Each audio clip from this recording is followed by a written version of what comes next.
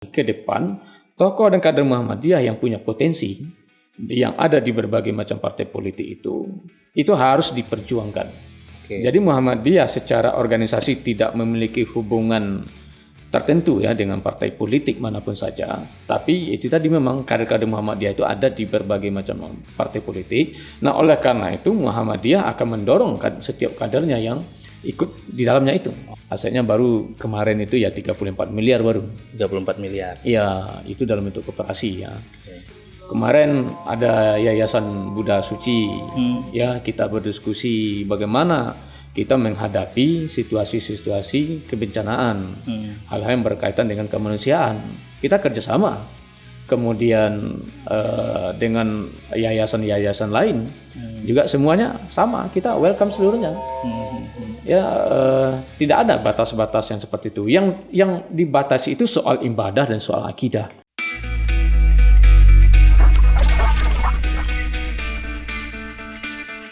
Assalamualaikum warahmatullahi wabarakatuh.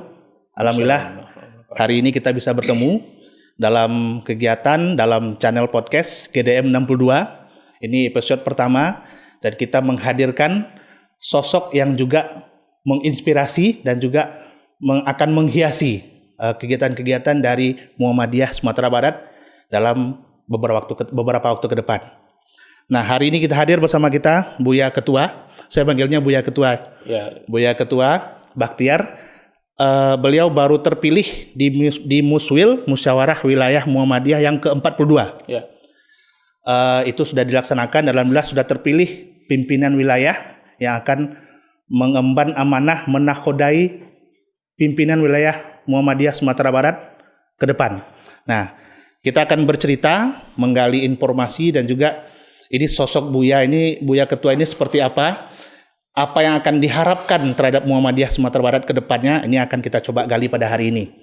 Nah, untuk yang pertama nih Buya, Muswil kemarin itu bagaimana dinamika yang terjadi?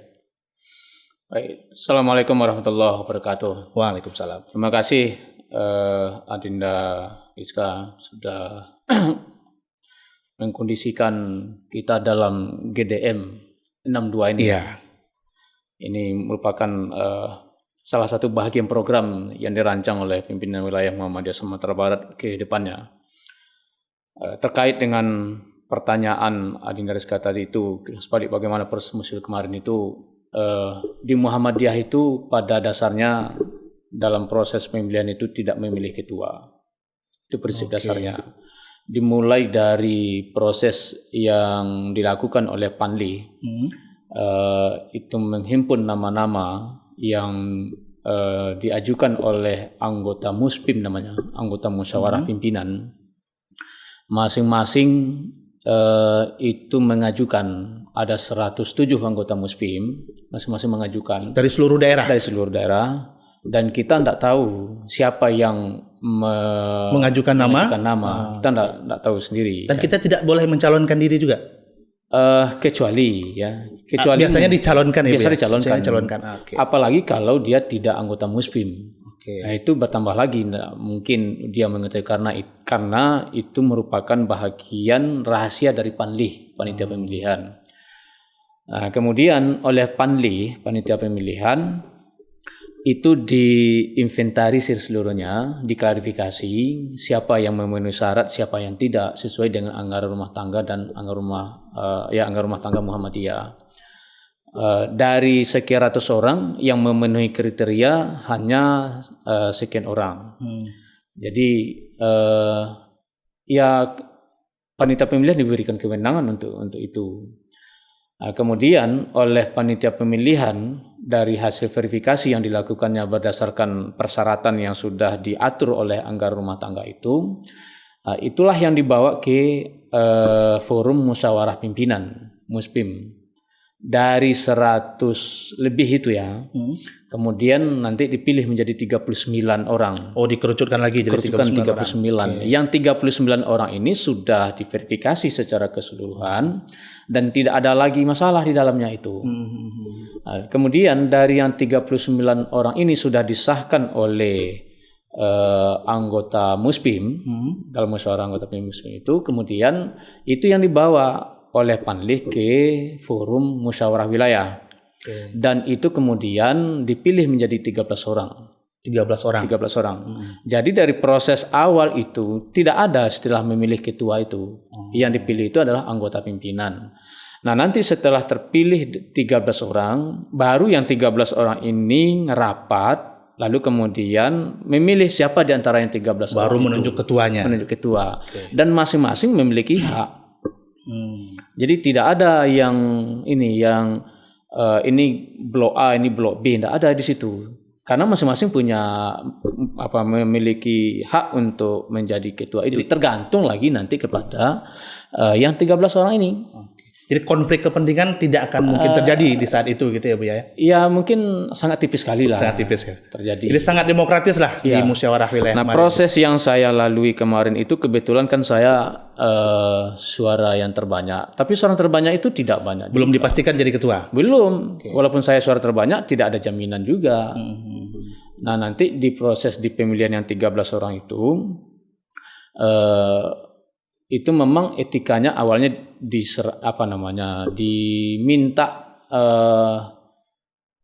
diminta respon oleh Panlih apakah suara terbanyak bersedia atau tidak bersedia untuk menjadi ketua. Nah, kalau itu bersedia ya dengan pertimbangan oleh yang lain, nah itu baru dilewakan. Tapi kalau terjadi perdebatan di dalam, itu enggak juga. Nah, yang saya alami kemarin itu dengan suara terbanyak lalu kemudian dilewakan kepada yang lain, seluruhnya menyatakan bahwa kita serahkan kepada suara yang terbanyak. Nah, sehingga rapat yang 13 orang ini hanya butuh waktu 2 menit. Cuman 2 menit. 2 menit waktunya. Nah, jadi enggak ada barisan A, barisan C. Jadi ini memperlihatkan bahwa ternyata di Muhammadiyah demokrasinya lebih gampang dan lebih prosesnya itu tidak ada kepentingan dan segala macamnya. Nah, jadi disitulah kemudian keunikan sebetulnya itu ya saya lihat. Dan ini sebelumnya juga seperti itu, Sama. Jadi bukan hanya kali ini di Muswil 42 saja, tapi di 41 pun juga seperti itu prosesnya. Sama. Malah ada yang suara yang terbanyak itu kadang tidak menjadi ketua. Misal ini yang terjadi itu misalnya di pimpinan wilayah Aisyah kemarin itu kan sama-sama itu. Pimpinan wilayah Aisyah yang menjadi ketuanya justru suara yang urut 3. Nomor 3 jadi ketua. Iya, jadi ketua karena di dalam itu sepakat menyatakan bahwa suara yang ketiga itu mungkin lebih pas lah ya untuk zamannya ke depan itu. Kemudian yang perolehan suara terbanyak ya itu menyerahkan kepada tokoh yang mungkin lebih senior itu. Nah, Buya, apakah di Muswil 42 kemarin itu hanya memilih ketua saja atau memang ada agenda kegiatan lain di waktu itu? Ya sekali lagi ya di Muswil kemarin itu dalam prosesnya itu pada mulanya kan tidak memilih ketua, jadi memilih anggota pimpinan. Memilih anggota pimpinan anggota pimpinan. Baru setelah terpilih yang 13 orang baru milih ketua. Nah di samping prosesnya untuk pemilihan pimpinan, di situ juga ada agenda perumusan program kerja. Jadi yang terpilih yang 13 orang ini itu tidak dengan cek kosong. Jadi menjalankan amanat hasil dari musyawarah. Nanti baru kemudian kalau yang program itu boleh yang 13 orang ini nanti mengembangkannya boleh. Tapi prinsip dasarnya oleh Muswil itu sudah diputuskan. Jadi pertama itu kan dari ini dulu. Dari putusan muktamar. Putusan muktamar itu diturunkan kepada Muswil. Nah, nanti itu sampai ke bawah juga itu. Jadi tidak ada keterputusan antara hasil muktamar sampai yang ke paling bawah ke ranting. Jadi sinergitas kegiatannya dari pusat sampai ke daerah. Sampai ke ranting. Sampai ke ranting itu sama. Sampai ke amal-amal usaha Muhammadiyah.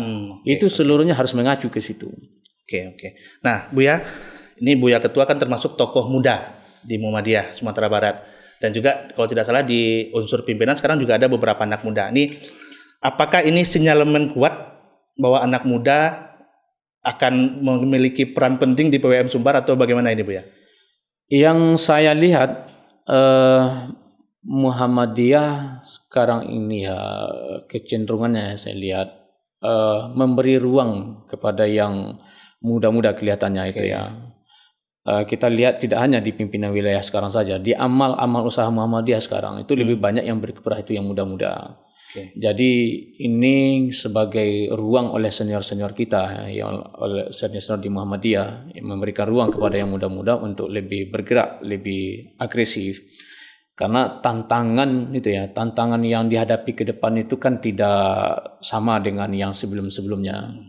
Tapi kemudian bagi kita yang muda ini juga merupakan tantangan sebetulnya. Ya. Di samping juga ruang bagi kita untuk mengaktualisasikan diri, untuk mengalokasikan diri, untuk berkiprah lebih maksimal lagi. Oke.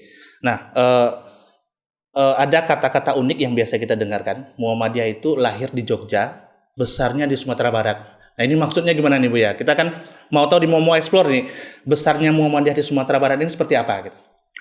Iya, dari sisi sejarah kan faktanya begitu. Iya. Dan para sejarawan juga tidak ada membantah hal seperti itu. Oleh karena Muhammadiyah itu pada mulanya lahir di Yogyakarta khususnya Kauman.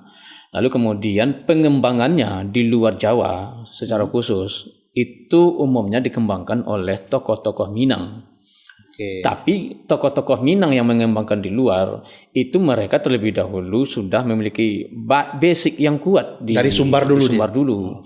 Seperti misalnya Buya Hamka itu ditugaskan ke Sumatera Utara, ditugaskan ke Makassar. Kemudian Buya Air Sultan Mansur pada awalnya juga ditugaskan ke Makassar. Tapi kemudian basicnya itu, pondasi awalnya itu ada di Sumatera Barat. Jadi maka kemudian Muhammadiyah di awalnya itu memang punya akar yang sangat kuat di Sumatera Barat. Walaupun misalnya dalam sejarahnya ada dulu terjadi pergesekan antara kaum muda dengan kaum tua, tapi oleh Muhammadiyah itu bisa dirangkul. Sehingga Muhammadiyah bisa mengakomodir dari tokoh-tokoh adat yang pada mula sebelumnya itu berbeda dengan kelompok-kelompok reformis itu. Oleh karena itu di masa Buya Air Sultan Mansur setelah kembali ke Minang itu banyak tokoh-tokoh adat yang bergelar datuk itu yang dijadikan sebagai pimpinan cabang pimpinan ranting Muhammadiyah. Itulah yang kemudian yang mengembangkan Muhammadiyah di pelosok-pelosok dari Minangkabau. Jadi skema pergerakan persyarikatannya memang dulu dari Sumatera Barat dikirim ke beberapa daerah untuk memperkuat Muhammadiyah di masing-masing daerah di Sumatera gitu ya. Iya, bukan hanya di Sumatera, sampai ke Sulawesi. Sampai ke Papua itu. Dan itu pergerakannya memang dari Sumbar atau memang Jogja juga punya kegiatan seperti itu dulu? Kan secara sosiologis ya masyarakat orang Minang itu kan kecenderungannya pergi merantau. Ya. Inilah yang dimanfaatkan ya rantau ini. Karena hobi merantau. Perserikatan punya skema juga untuk pergerakan. Gitu. Makanya kemudian di prode-prode setelah itu kan diungkapkan bahwa orang Minang yang di perantau itu pasti Muhammadiyah. Karena memang sudah terbangun dari awal. Di mana ada orang Minang di rantau ya dia Muhammadiyah itu. Oke Bu ya. Dari sekian tahun Muhammadiyah Sumatera Barat ini hadir di Sumatera Barat di ranah Minang. Ini kira-kira pencapaian terbesar dari Muhammadiyah Sumbar ini apa kira-kira Bu ya? Ya yang saya lihat dulu ini kan sebuah tidak berdiri secara begitu saja itu ya. Jadi ide dan gagasan yang dibangun pembaharuan Muhammadiyah melalui Kiai Haji Ahmad Dahlan itu sangat bersesuaian dengan karakter orang Minang. Sesuai dengan karakter orang Minang. Sesuai dengan karakter Minang yang saya baca dari beberapa tulisan para sejarawan itu. Oleh karena itu di Minang pada masa-masa lalu itu Muhammadiyah diterima oleh banyak kalangan, sehingga Muhammadiyah bisa berkembang dengan baik. Dalam konteks itu kemudian Muhammadiyah menjadi sebuah poros pergerakan baru lah ya waktu itu yang mungkin pada masa sebelumnya itu terjadi pergesekan antara kelompok muda dengan kelompok tua. Lalu kemudian Muhammadiyah hadir, justru disitulah kemudian Muhammadiyah menjadi penengah. Oke, baik. Jadi, secara organisasi nih Bu ya, kemarin kan di Muswil juga dipilih PWA, Pimpinan Wilayah Aisyah. Ya. Kita pengen tahu ini antara Muhammadiyah dengan Aisyah ini hubungannya seperti apa gitu, Bu ya? Hubungan organisasinya gitu. Aisyah itu sebetulnya bagian dari Muhammadiyah. Bagian dari Muhammadiyah. Dan itu tidak bisa dipisahkan. Cuman di Muhammadiyah ada memang yang diberi ruang bagi ibu-ibu, bagi yang perempuan untuk lebih fokus melakukan pergerakan di bidang keperempuanan. Dan termasuk juga mengelola berbagai macam amal usaha. Saya kira ya untuk konteks yang sekarang ini organisasi perempuan mana ya yang bisa mengelola misalnya universitas. Ya saya kira ya Aisyah baru organisasi perempuan mengelola rumah sakit ya. Sampai ke pelayanan sosial. Kemudian juga lembaga-lembaga pendidikan tingkat dasar bawah itu mulai dari PAUD, SD, SMP. Aisyah punya itu semua itu.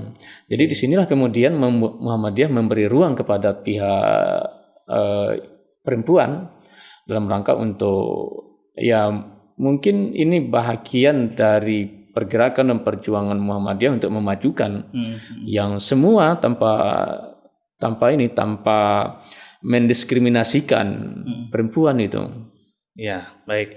Nah, kalau di atas kertas nih Bu ya, di atas kertas baik secara yang tertulis ataupun yang tidak tertulis, berapa sih anggota Perserikatan Muhammadiyah di Sumatera Barat Bu ya? Jadi kita ada beberapa kategori ya di Muhammadiyah itu. Pertama ada namanya kader. Yang pimpinannya ada namanya pimpinan. Yang kedua ada namanya kader. Yang ketiga adanya warga. Kemudian adanya simpatisan. Nah, 4 itu ya. Ada empat skema gitu ya. Skema di Muhammadiyah itu. Kalau yang simpatisan itu orang yang secara organisasi tidak pernah melibatkan diri baik di ortom maupun di amal usaha Muhammadiyah dan tidak pernah juga melakukan proses-proses kaderisasi, tapi pikirannya, perilakunya, tindak tanduknya sudah sama dengan orang Muhammadiyah. Nah, ini simpatisan. Dari simpatisan ini kemudian nanti bisa menjadi warga Muhammadiyah. Jadi warga Muhammadiyah setiap ada aktivitas kegiatan-kegiatan Muhammadiyah mereka aktif, mereka masuk, ikut. Kemudian dalam proses yang berikutnya mungkin mereka mengurus kartu gitu ya. Kemudian mereka terlibat dalam banyak hal di Muhammadiyah. Itu dia menjadi warga Muhammadiyah. Kemudian kader. Dari warga ya. Itu bisa dia naik menjadi kader, masuk ke dalam kader. Itu setelah melalui proses. Ya, prosesnya itu bisa jadi melalui organisasi otonom Muhammadiyah seperti IPM kalau dia pelajar, IMM kalau dia mahasiswa, di Pemuda, di Nasyaatul Aisyah kalau yang ibu-ibu muda, anak-anak gadis itu, atau di Tapak Suci, atau di Hizbul Watan. Itu apanya pintu masuk itu, atau juga yang di lingkungan masjid Muhammadiyah mereka mengaji di lingkungan Muhammadiyah, lalu kemudian terlibat secara aktif di dalam, lalu kemudian ada kegiatan-kegiatan formal yang dilakukan oleh Muhammadiyah seperti proses Baitul Arqam misalnya atau Darul Arqam misalnya, mereka sudah masuk ke lingkaran kader. Sudah masuk ke kader. Sudah masuk ke kader di situ dan mereka memang berproses di situ. Ya, kemudian setelah kader itu bisa masuk ke level pimpinan. Di level pimpinan itu dipilih dari kader, warga dan juga simpatisan. Jadi dari masuk simpatisan dulu, kemudian masuk warga, kemudian masuk ke kader, kemudian masuk ke pimpinan. Ini proses yang dilalui di Muhammadiyah. Nah, pertanyaan yang tadi itu berapa jumlahnya di Sumatera Barat? Nah, kami sekarang ini memang lagi sedang merealkan ya, mengkonkretkan periode sekarang mengkonkretkan. Salah satu ukuran mengkonkret itu ya punya NBM, nomor baku Muhammadiyah. Nomor baku Muhammadiyah. Oke, kalau untuk dari konteks pengkaderan tadi kan kita tahunya ada IPM, ada IMM, ada Pemuda Muhammadiyah. Nah, ini apakah IPM ini harus masuk ke IMM, IMM harus masuk ke Pemuda Muhammadiyah, baru masuk ke PWM, atau ini sudah kita anggap kader semuanya? Begitu ya Bu ya? Iya. Oke, jadi semua yang sudah mengikuti Darul Arkam ataupun kegiatan-kegiatan yang dilakukan oleh Muhammadiyah itu sudah bisa dikategorikan untuk menjadi kader gitu ya? Iya, sama halnya di amal usaha, misalnya di universitas misalnya ya, atau di rumah sakit. Itu kan universitas itu merekrut dosen dan karyawan, itu kan sebahagian itu tidak pernah berinteraksi dengan Muhammadiyah sebelumnya. Lalu kemudian kita rekrut dan mereka hasil tes, lalu kemudian di dalam mereka di Baitul Arqam kan. Nah, setelah mereka Baitul Arqam, mereka sudah sah, mereka sudah berproses dalamnya sehingga menjadi kader. Oke, ya. Bu ya, ada kalau di paradigma orang di luar, Muhammadiyah dengan organisasi Islam itu kan kadang-kadang dibedakan cuma gini. Bismillahnya jahar. Ya. Kemudian tidak boleh menuju hari. Kan apakah hanya sekedar itukah beda Muhammadiyah dengan ormas Islam lain atau seperti apa Bu ya? Nah, saya kira kalau dalam sisi ibadah itu mungkin itu ya yang membedakannya. Tapi sebetulnya kalau kita mengkaji manhaj Muhammadiyah tidak itu. Bagi Muhammadiyah lebih besar yang diurus oleh Muhammadiyah. Soal-soal yang bersifat keagamaan ibadah itu hanya salah satu aspek ya yang didorong oleh Muhammadiyah, karena antara ibadah dengan adat itu kan beda ya. Akidah dengan tradisi itu beda. Oleh karena itu Muhammadiyah di situ memang lebih ingin mengembalikan kepada apa yang diajarkan dituntunkan oleh sunnah itu. Nah, maka kemudian di situ. Tapi kemudian yang membedakannya dengan saudara-saudara kita, organisasi-organisasi lain, kita menggerakkan persyarikatan ini hampir semua aspek. Ya, maka kemudian kita di dalam amal usaha. Kita mengelola rumah sakit. Karena bagi Muhammadiyah, rumah sakit itu ladang dakwah. Orang yang dalam keadaan sakit itu perlu diberi disembuhkan rohanianya, disembuhkan fisiknya. Muhammadiyah mengelola panti asuhan karena di situ ada ladang dakwahnya, ada misi penyelamatan terhadap generasi muda di situ. Muhammadiyah mengelola lembaga pendidikan mulai dari PAUD sampai ke perguruan tinggi karena di situ ada ladang dakwahnya. Kemudian Muhammadiyah mendirikan lembaga-lembaga keuangan, di situ ada ladang dakwahnya. Jadi bukan hanya ibadah, tapi muamalah juga menjadi hal yang penting untuk kita jalankan di Muhammadiyah gitu ya Bu ya. Dalam bidang politik begitu juga, karena di politik itu sendiri juga ada ladang dakwahnya. Oke. Ya. Nah, ini menarik ini. Sebelum nanti kita akan masuk ke politik ini Bu ya.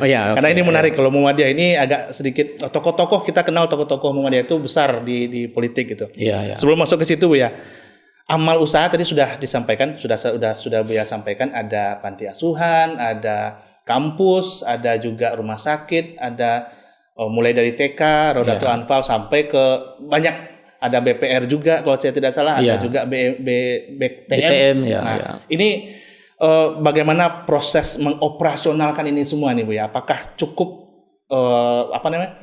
kekuatan Muhammadiyah untuk melaksanakan semua hal ini atau bagaimana Bu ya? Muhammadiyah dalam mengelola seluruh amal usaha itu tentu tidak bisa sendirian. Perlu ada kemitraan, perlu ada jejaring dengan pihak lain. Ya, seperti kita memang perlu ada kemitraan dengan pemerintah. Kita perlu ada kemitraan dengan pengusaha-pengusaha lain. Karena di seluruh yang diusahakan oleh Muhammadiyah itu kepentingan bukan hanya sekedar untuk Muhammadiyah, tapi itu untuk kepentingan masyarakat banyak. Jadi misalnya ketika Muhammadiyah mengelola rumah sakit, maka kemudian Muhammadiyah tidak membedakan apakah harus orang Muhammadiyah yang masuk ke rumah sakit itu. Boleh umum gitu boleh umum. Kemudian ketika Muhammadiyah mengelola panti asuhan, tidak menanyakan apakah ini orang Muhammadiyah atau tidak. Apakah orang tuanya Muhammadiyah, atau ibunya Muhammadiyah atau tidak? Iya, tidak menanyakan itu, sehingga ya ini kepentingan masyarakat banyak begitu. Oke. Jadi ini kalau kita lihat dari TK sampai ke kampus ada. Nah ini kan kontribusi aktif yang dilakukan oleh Muhammadiyah terhadap kemajuan pendidikan di Sumbar. Dan ini sudah berapa lama ini Bu ya? Pendidikan ini kita kelola di sejak Muhammadiyah di Sumatera Barat hadir. Sumatera Barat didirikan. Yang pada mulanya itu di Maninjau itu. Dari awal itu sudah mendirikan yang namanya kalau sekarang ya setingkat MIM lah ya, setingkat SD. Sejak didirikan sampai sekarang tidak pernah putus-putus. Malah itu di daerah-daerah justru Muhammadiyah yang menginisiasi lembaga-lembaga pendidikan. Dan itu yang kemudian menginspirasi banyak orang, dan di situ pula dilahirkan banyak tokoh itu dari alumni sekolah yang didirikan oleh Muhammadiyah. Jadi ada pendidikan, ada layanan syariah. Nah, saya juga unik gini nih Bu ya. Di setiap daerah di Sumatera Barat rasanya tidak ada yang tidak memiliki masjid Muhammadiyah. Ya. Nah ini kira-kira apa sih yang mendasari kenapa di setiap daerah itu ada masjidnya Muhammadiyah gitu Bu ya? Jadi salah satu syarat boleh didirikannya ranting dan cabang itu harus ada amal usaha. Masjid musola itu adalah salah satu dari amal usaha. Oleh karena itu yang pada mulanya dalam bentuk pengajian biasa, ini yang membedakannya dengan yang lainnya. Kalau Muhammadiyah melakukan pengajian, setelah ada pengajian itu ada outputnya. Ada yang direncanakan, ada yang dievaluasi, ada yang dibangun gitu. Jadi pada waktu ranting Muhammadiyah melaksanakan pengajian, setelah pengajian ya mereka mendirikan TK, mendirikan masjid, mendirikan musola, sehingga dia bergerak secara simultan. Nah, juga di bidang keuangan, kalau tidak salah ada BPR, kalau juga ada BTM. Ya. Nah, ini kan ternyata bukan hanya ibadah, tapi muamalah yang bersifat keuangan atau pengembangan ekonomi juga diurus oleh Muhammadiyah. Ini bagaimana perkembangannya ini Bu ya? Apakah ada kemungkinan nanti mana tahu PWM Sumbar pengen bikin BPR di seluruh daerah, bisa jadi gitu? Ya. Atau mana tahu mau bikin Bank Muhammadiyah dari pusat sampai ke wilayah? Dalam kelembagaan keuangan ini kan tidak mudah juga itu ya. Baik mendirikannya kemudian meneruskannya. Ada aturannya gitu ya. Ada regulasi yang harus kita patuhi. Misalnya ketika kita mendirikan BPR itu kita harus tunduk kepada regulasi misalnya yang diciptakan oleh OJK misalnya atau BI misalnya. Untuk memenuhi itu kan tidak mudah. Tapi Muhammadiyah itu mulai menggarap secara serius lembaga keuangan ini. Karena ada hal-hal tertentu yang secara prinsip itu berbeda dengan sistem keuangan yang dibangun secara konvensional itu. Nah, oleh karena itu Muhammadiyah sudah mulai membangun lembaga-lembaga keuangan, baik yang dalam bentuk perbankan maupun dalam bentuk koperasi. Kita misalnya di Sumatera Barat sekarang ada BPR ya, misalnya di Pasaman. Itu juga kita lagi sedang proses ya pengembangan. Mau dibikin di Pasaman gitu ya? Sudah ada. Namanya BPR Mentari Sayo itu. Kemudian yang dalam bentuk koperasi itu yang disebut tadi misalnya BTM. Yaitu Tamwil Muhammadiyah yang sebelumnya namanya BMT. Khusus untuk BTM ini sekarang kita dalam proses pengembangan, dan pimpinan pusat Muhammadiyah memang sudah mengarahkan bahwa di masing-masing daerah itu mesti ada satu BTM per daerah. Dan sekarang kita yang menjadi lokomotifnya itu BTM Sumatera Barat itu. Ya yang sekarang itu ya asetnya belum banyak sih. Asetnya baru kemarin itu ya 34 miliar baru. 34 miliar. Ya, itu dalam bentuk koperasi ya. Dan itu titik-titiknya ada di basis-basis pasar-pasar tradisional. Khususnya di Padang, dan satu ada di Sungai Rumbai di Damasraya. Dan insya Allah dalam waktu dekat ini akan dibuka cabang di Batu Sangkar itu. Dan kita harapkan ini memang periode ke depan ini BTM ini harus ada di masing-masing daerah. Di seluruh daerah harus ada. Harus ada mestinya. Ini bentuk pengembangan ekonomi supaya warga Muhammadiyah juga bisa lebih. Ini lagi sedang kita programkan ke arah sana ini. Ya, untuk ke depannya. Oke, Buya, kita masuk ke politik nih, Buya. Kita masuk ke politik. Nah, secara langsung Muhammadiyah kan tidak melakukan politik praktis kan secara langsung. Tapi kan kita tahu politikus handal Sumatera Barat itu lahirnya di Muhammadiyah. Banyaklah dari Muhammadiyah. Ini bagaimana ini PWM menyikapi ini, Buya? Politik ini kan unik sebetulnya ya. Tidak mungkin kita akan berlepas dari politik. Dan apapun yang dilakukan, apapun kebijakan yang dikeluarkan oleh pemerintah, siapapun yang mengendalikan pemerintah, amal usaha Muhammadiyah tidak bisa lepas dari kebijakan itu. Nah, oleh karena itu, Muhammadiyah setiap eranya sesuai dengan zamannya itu akan menyesuaikan itu. Akan menyesuaikan, dan dari kelihatan itu dari zaman ke zaman itu akan terjadi perubahan seiring dengan perkembangan dinamika politik yang ada di tanah air kita ini. Yang selama ini mungkin Muhammadiyah ada istilahnya menjaga jarak yang sama dengan semua partai politik. Atau memelihara kedekatan yang sama dengan partai politik. Dan itu sesuai dengan zamannya.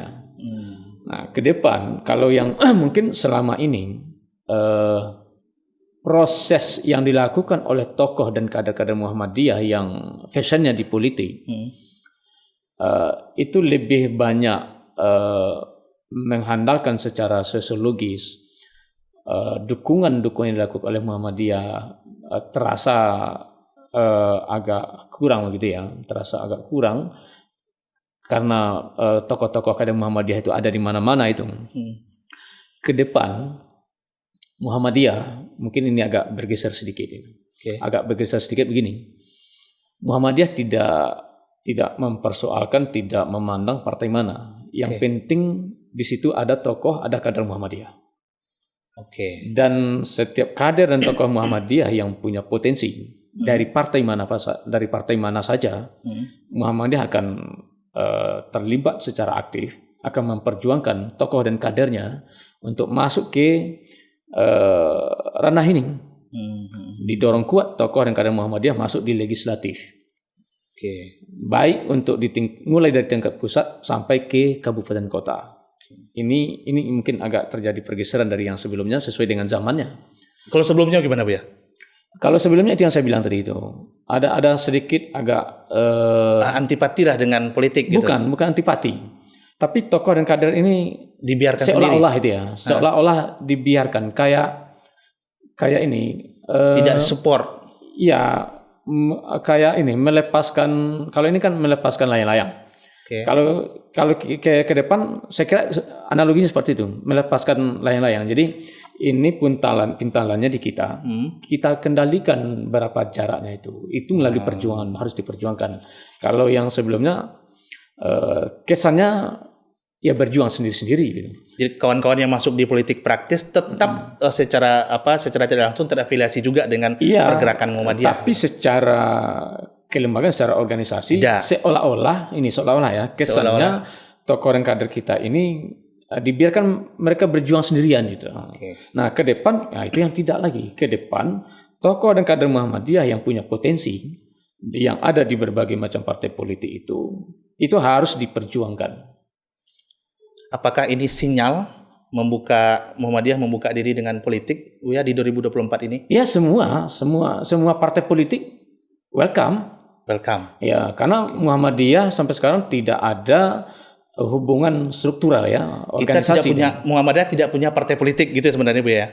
Ya. Tapi orang-orangnya terdapat di banyak partai politik. Jadi Muhammadiyah secara organisasi tidak memiliki hubungan tertentu ya dengan partai politik manapun saja, tapi itu tadi memang kader-kader Muhammadiyah itu ada di berbagai macam partai politik.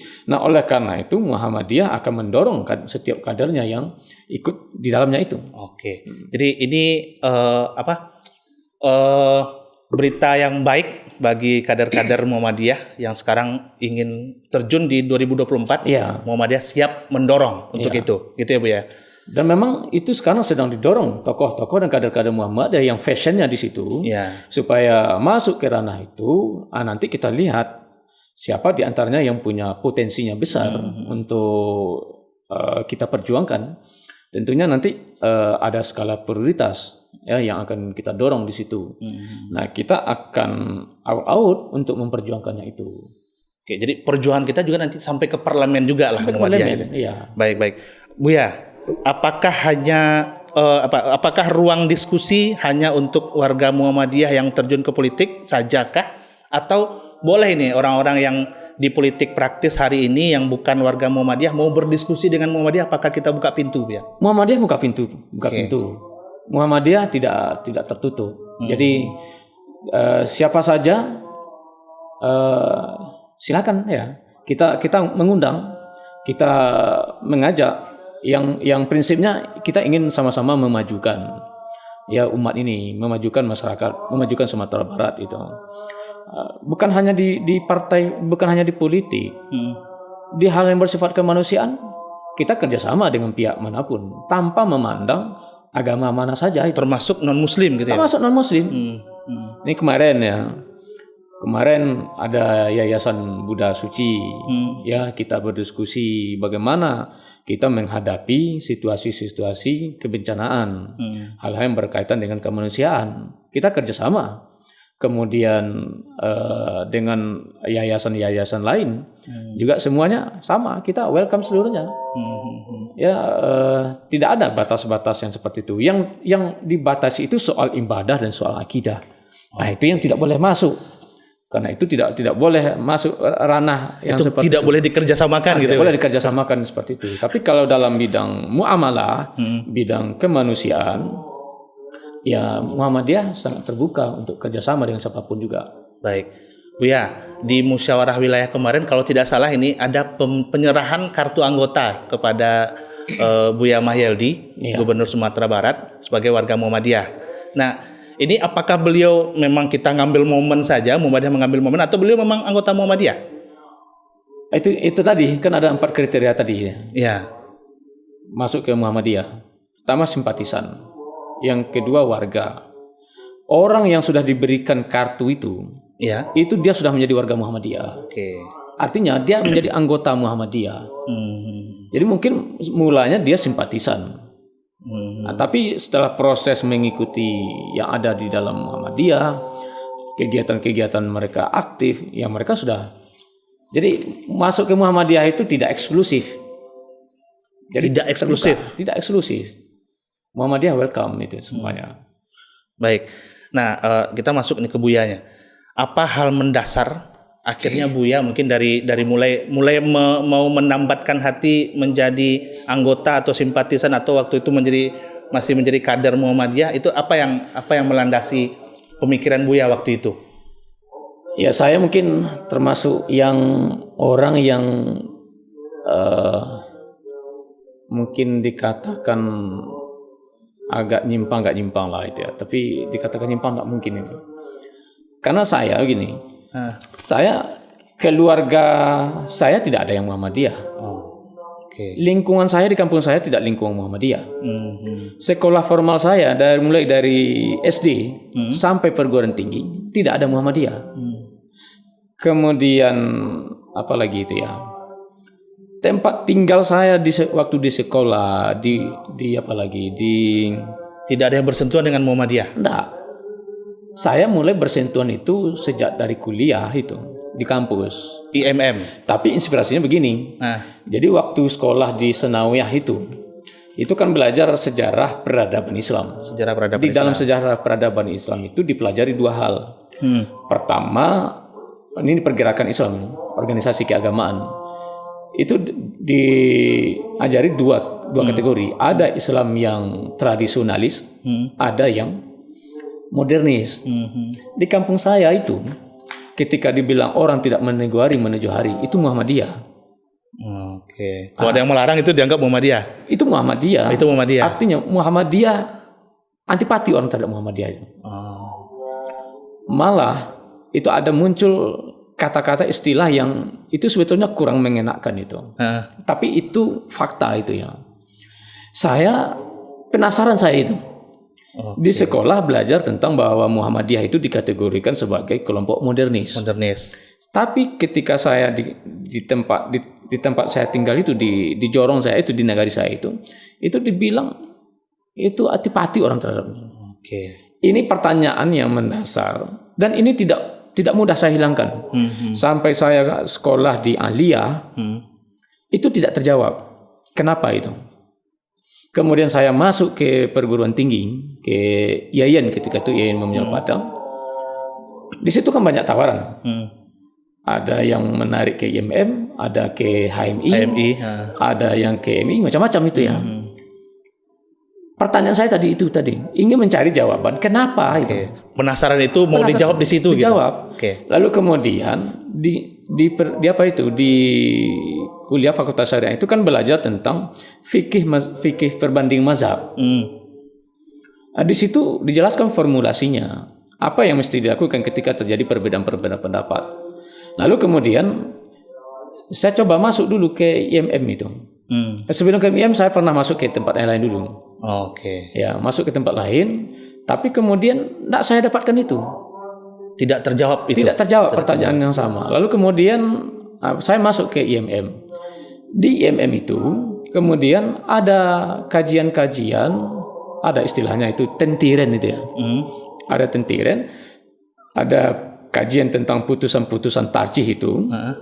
Lalu kemudian oleh senior-senior waktu itu diajari bagaimana manhaj, metode yang digunakan oleh Muhammadiyah di dalam merumuskan putusan tarjih itu.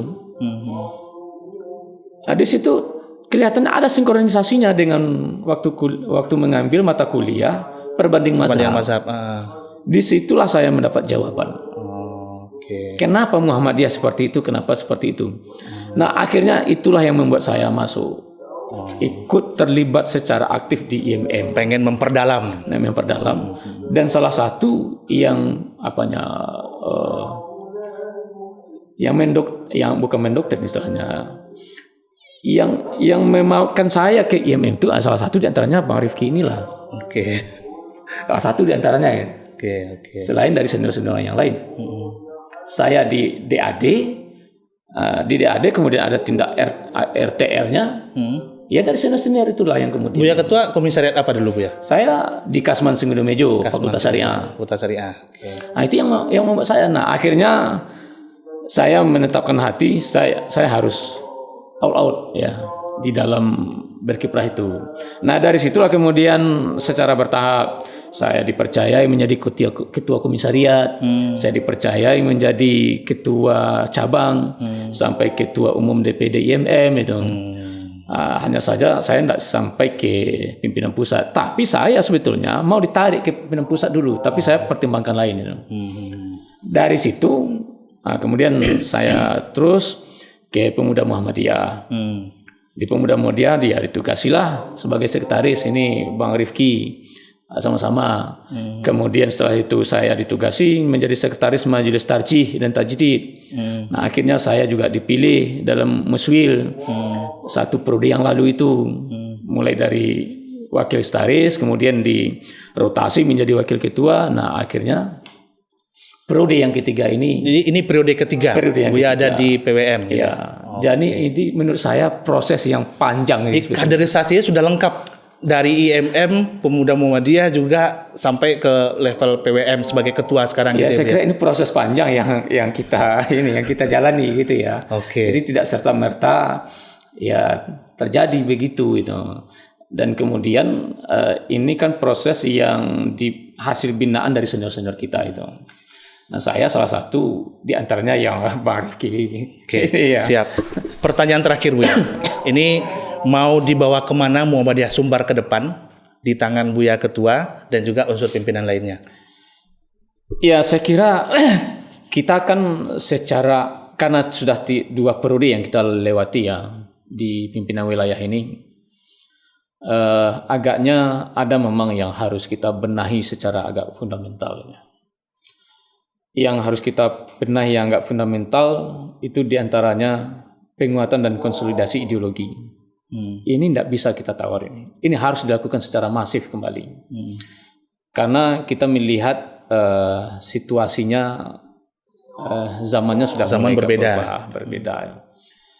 Kalau ini tidak dilakukan secara masif kembali, maka ini bisa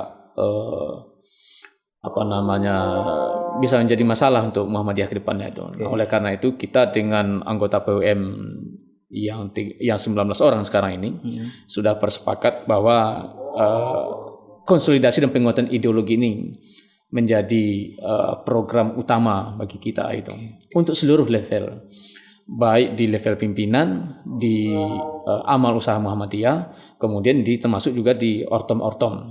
Itu seluruhnya harus kita gerakkan. Itu satu yang harus kita dorong kuat. Yang kedua, dalam bentuk kita harus percepatan pengembangan amal usaha Muhammadiyah. Percepatan pengembangan amal usaha ini harus didorong kuat karena itu modal kuat bagi Muhammadiyah untuk menata ke depannya itu. Kita memiliki universitas, kita memiliki pondok pesantren, kita memiliki sekolah-sekolah umum, kita memiliki layanan sosial, kita memiliki lembaga-lembaga bisnis dan keuangan, kita memiliki layanan kesehatan. Nah, oleh karena itu, ini harus kita percepat. Percepatan ini tentu dengan melakukan terlebih dahulu diagnosa. Ada pemetaan terlebih dahulu, mana yang bisa kita dorong kuat, mana yang belum. Di asesmen dulu. Ya. Kalau yang sudah mulai agak berkembang, ini harus dipercepat perkembangannya. Jadi kalau ada yang kalau ibarat di dalam kabel itu ada ininya ya, ada yang rambut-rambut kecil-kecil itu ya. Kalau ada yang mungkin ini menghambat satu proses alirannya. Maka ya ini kalau harus dipotong ya dipotong. Oke. Kalau ini harus masih bisa disambung ya disambung. Ini komitmen untuk mempercepat proses itu. Kalau enggak, ini enggak bisa kita percepat. Oke. Nah, ini sudah kita mulai sebelumnya itu. Tinggal lagi kita menyesuaikan ritmenya. Mana di antaranya yang bisa dipercepat, itu yang kita lakukan. Dan kemudian kalau itu tidak bisa dengan potensi yang ada di dalam, ya kita harus bin mitra, kita harus kerjasama dengan pihak luar. Misal ini sekolah kita ini dari sisi asesmen ini bisa dipercepat pengembangannya. Tapi kemudian dari sisi potensi yang ada di dalam, ini misalnya untuk merubah casing, merubah bangunan ini supaya orang lebih ini dananya ini tidak ada misalnya, atau tidak mungkin itu. Ini kita harus kejar mana yang mungkin. Ya kalau kita harus mengajukan pembiayaan, ya harus mengajukan pembiayaan. Dan itu sudah harus kita lakukan. Dan ya sekarang tidak saatnya lagi untuk ya kalau dalam bahasa orang bisnis itu ya tidak mesti takut berhutang itu. Maka harus berhutang, itu pengajuan pembiayaan di tempat lain. Dan itu sudah kita mulai. Sudah dimulai pada periode yang sebelumnya. Misalnya Universitas Muhammadiyah itu bisa sebesar ini sekarang sudah berubah warnanya ya. Gedungnya sudah berbeda dari 5 tahun yang lalu. Ya itu karena keberanian untuk melakukan mengajukan pembiayaan itu. Kalau enggak bisa. Gedung pondok pesantren kuliah atau mengembalikan Kauman Padang Panjang itu kalau tidak ada keberanian untuk melakukan itu, ya tidak bisa berubah-ubah. Sekarang itu sedang kita dorong kuat dari pondok-pondok pesantren kita yang sudah mulai agak berkembang itu ya jangan untuk tidak takut itu untuk mengajukan pembiayaan dengan siapa saja gitu. Yang terpenting hitung-hitungannya pas. Mau dengan investor boleh, mau dengan bank juga boleh. Iya. Dan tambah lagi memang sekarang ini pimpinan pusat Muhammadiyah sudah memberi ruang yang agak lebih luas bagi amal-amal usaha kita. Karena pimpinan pusat Muhammadiyah sudah punya program yang seperti itu. Nah, kemudian bagaimana kita mensinergikan percepatan ini antara amal usaha. Kalau yang sebelumnya kesannya amal usaha Muhammadiyah kita ini kesannya jalan sendiri-sendirian. Nah, ke depan ini yang kita pacu untuk mensinergikan. Jadi maju bersama. Oke. Mau disinkronkan semua. Sinkronkan seluruhnya. BTM ini kita dorong untuk menjadi pusat keuangan Muhammadiyah Sumatera Barat dengan BPR-nya itu. Nah, oleh karena itu amal usaha Muhammadiyah yang lain itu harus ke situ. Baik. Jadi banyak program yang sebenarnya hari ini Buya Ketua dengan unsur pimpinan mau mendobrak, mau melakukan aksi-aksi nyata agar persyarikatan Muhammadiyah di Sumatera Barat lebih besar lagi dari yang sebelumnya. Seperti itu ya Buya. Ya. Terima kasih banyak Buya Ketua sudah hadir berbagi cerita dengan kita. Minimal ini bisa menjadi inspirasi bagi kita semua dan akan menjadi tolak ukur ke depan bahwa ternyata Muhammadiyah Sumatera Barat itu memang benar lahir di Jogja, besarnya di Sumatera Barat. Dan ini menjadi komitmen kepengurusan PWM Sumbar hari ini akan melakukan pergerakan dan juga bagaimana cara mensukseskan amal-amal usaha ini akan lebih besar dan juga memberikan dampak dan kontribusi positif bagi Sumatera Barat.